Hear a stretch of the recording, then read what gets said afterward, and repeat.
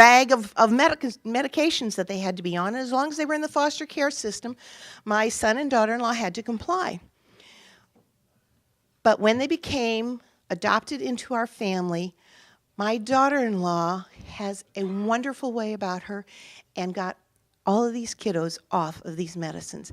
And it was very interesting because in the program this morning that the doctor did, I mean, my daughter-in-law has never been to your session, but common sense led her to doing what you were talking about this morning. And it was just wonderful. So anyway, that is very near and dear to my heart. Mr. Hogan turned his attention to the problem of reaching untreated children. His favorite tools for this purpose were Teen Screen and the Ohio Medication Algorithm Project, known as OMAP.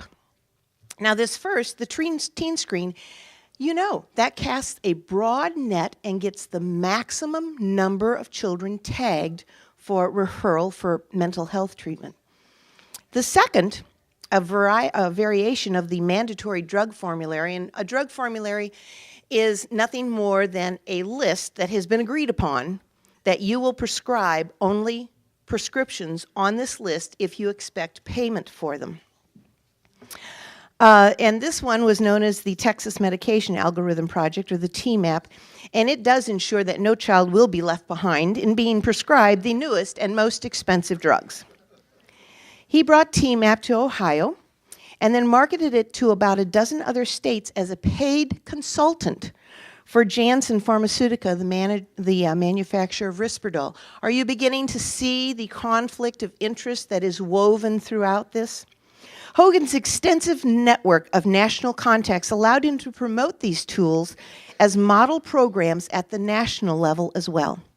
Appointed as chairman of President Bush's New Freedom Commission Act on Mental Health, which I know you're all very familiar with, he was able to recommend both Teen Screen and TMAP as model programs to the nation in 2003.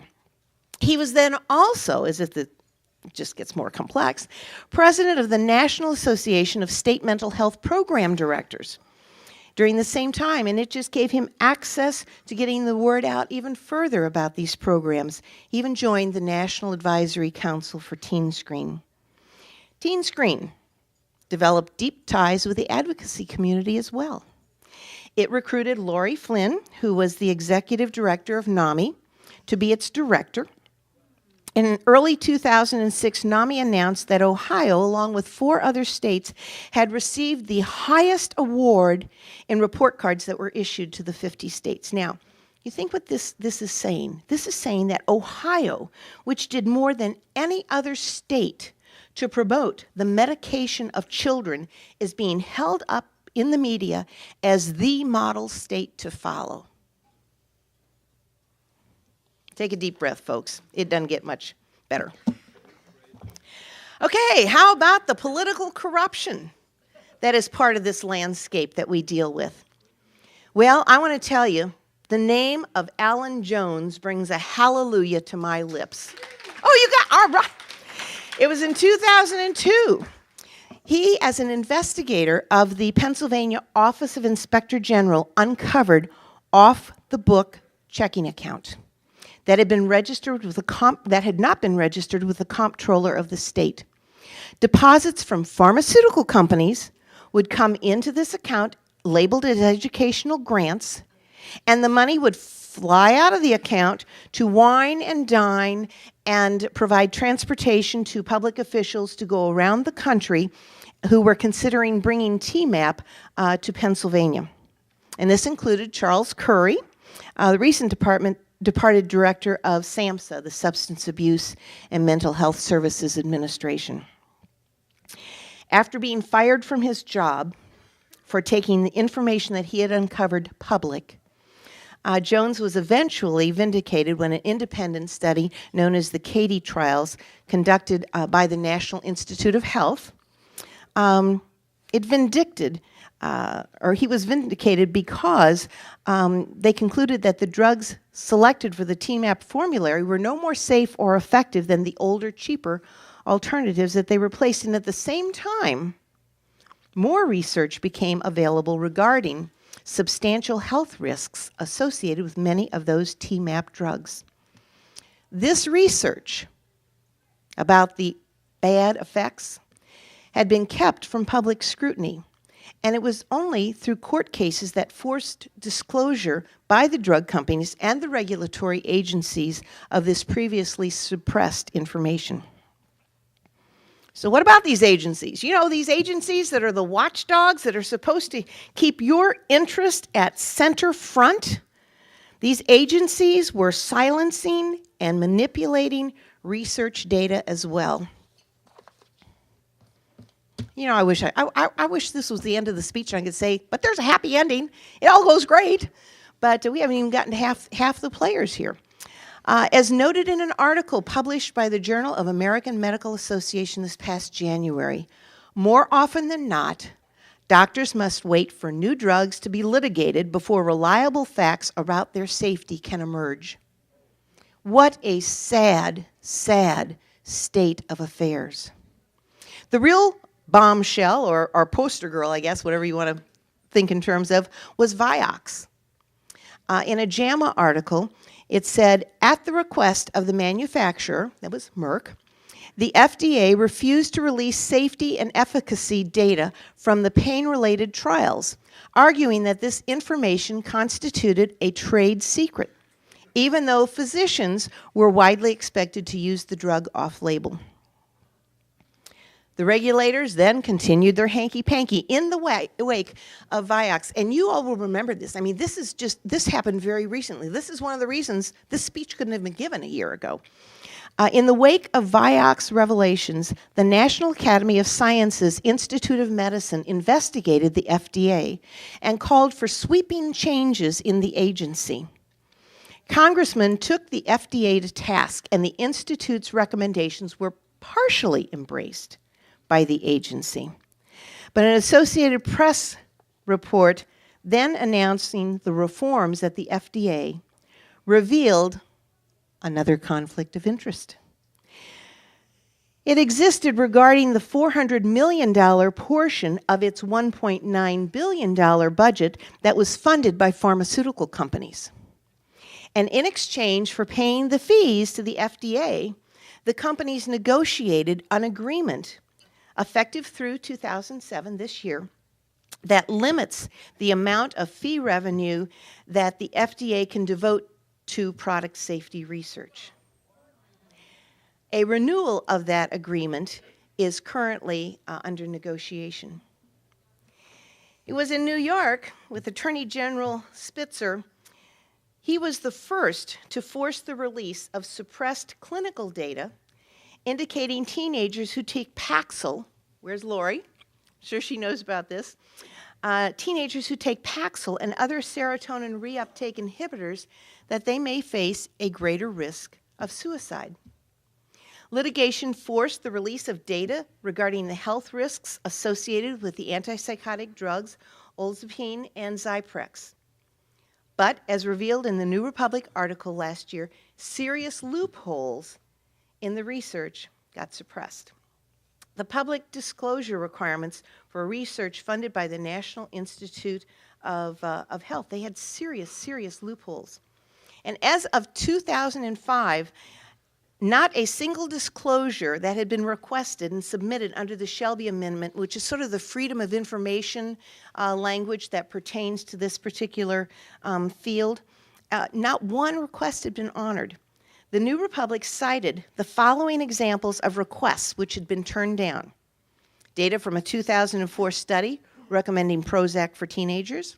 Data from a 2003 study suggesting that children with ADHD have smaller brain sizes, without ruling out that it was the actual ADHD medicines that were the possible cause of this.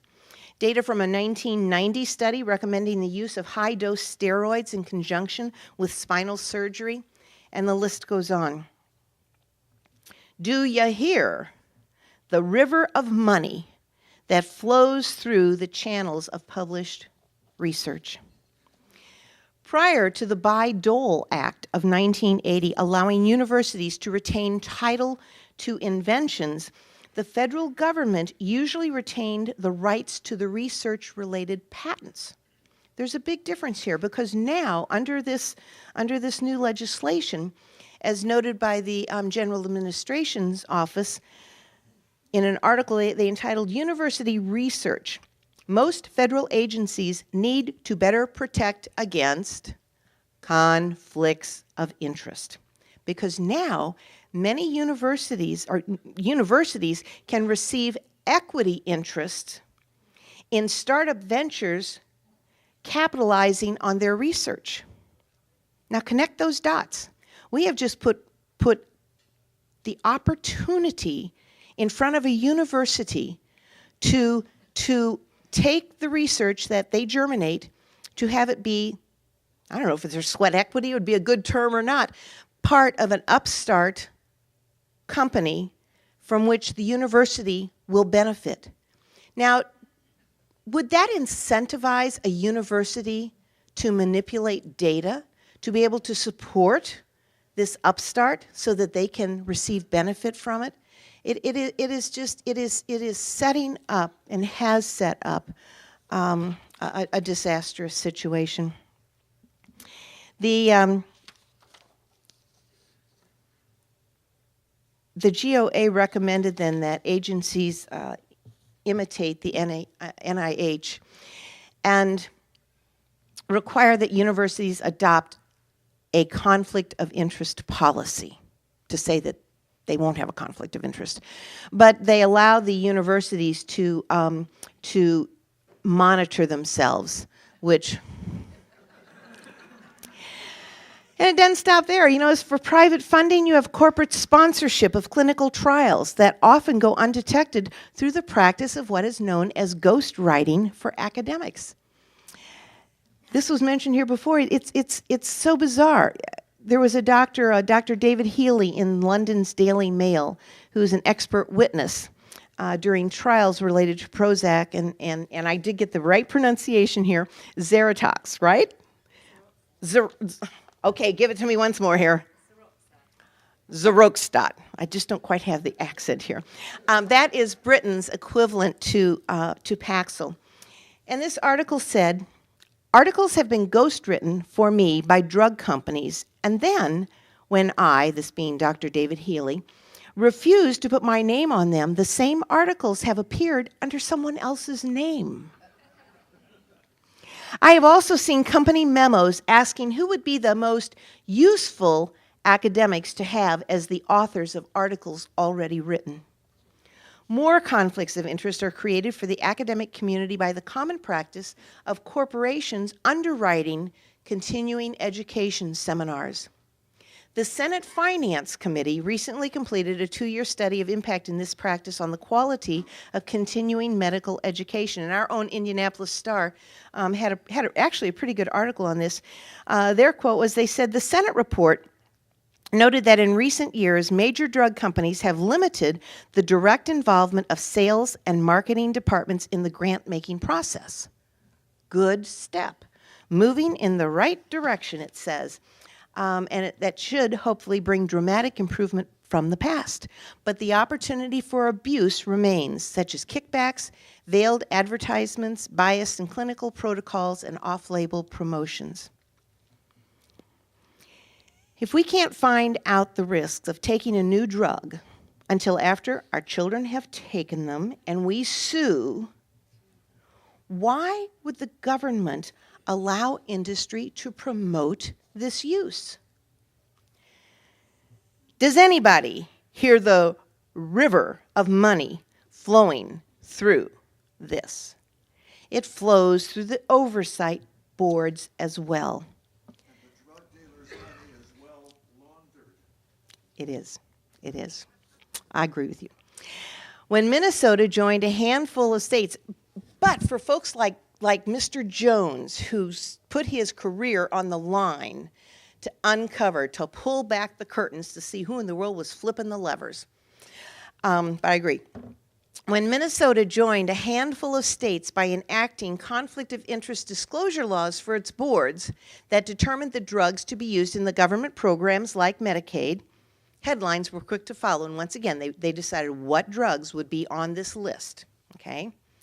One member of this board that made this decision had received $350,000 in outside speaking fees between 2004 and 2006. Now, just to put you all at rest, the chairman of the board assured the public that despite appearances, he did feel that committee rulings had not been compromised. Now that ought to just warm the cockles of your hearts. Feelings, not science, also seem to be the basis of assurance for the TMAP board.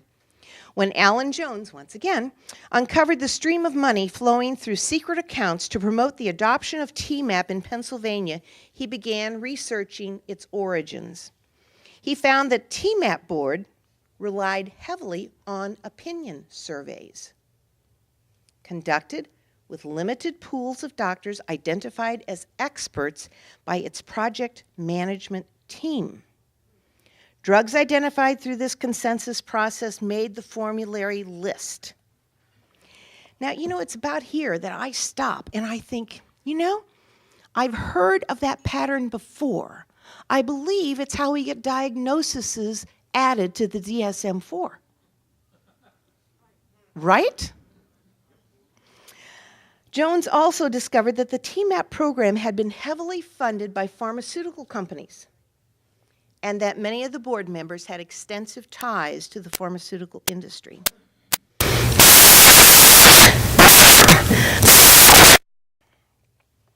Perhaps no other state exemplifies the corrupting influence of politics on healthcare and healthcare on politics than New York. When the New York Times reported over $1 billion in Medicaid fraud on its front page, July 2005, public pressure forced an evaluation of audit and investigative budgets that had been slashed over the years and service budgets that had gone up dramatically. The New York Times revealed a broad array of doctors, hospitals, healthcare unions, and drug companies. Oh, yes, I know them well. Enjoyed enough lobbying power in New Albany to consistently prevent many restrictions from being passed. And listen to this, it gets worse. Lax regulation emboldened a new generation of health providers to blur the line between legal and illegal revenues. The most prominent example of this, while not mental health related, but it was just too good to pass on, Medicaid prescriptions for the synthetic growth hormone Serostim jumped from $7 million to $50 million between 2000.